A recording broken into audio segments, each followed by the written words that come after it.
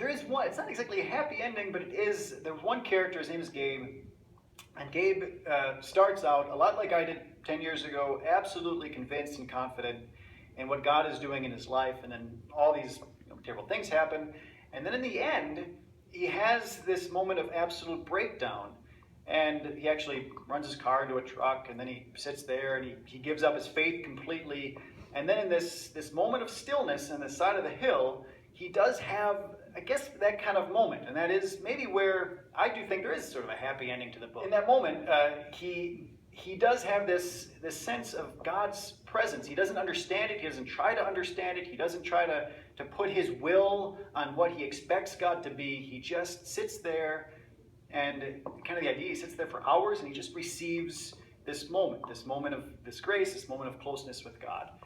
And I guess if there is, well, I do think there's a message to the book. It's not just about that struggle. It's not just about that place where we don't understand what God is doing in our lives. It is all about claiming that too. It's about claiming there are times when we have no idea as Christians what God is up to, but that doesn't mean that God's not there. It doesn't mean that God doesn't have us. There's I can't think of the guy's name right, Thomas à Kempis.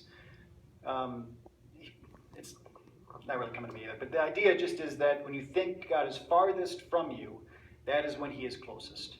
Or really even to Psalm 23, in the shadow of the valley of death, God is there, his rod and his staff. And the idea that God is leading us through in that darkness where we don't know what our next step is going to be. We can't see our hand in front of our face, but we do have this sense that God is with us, carrying us through.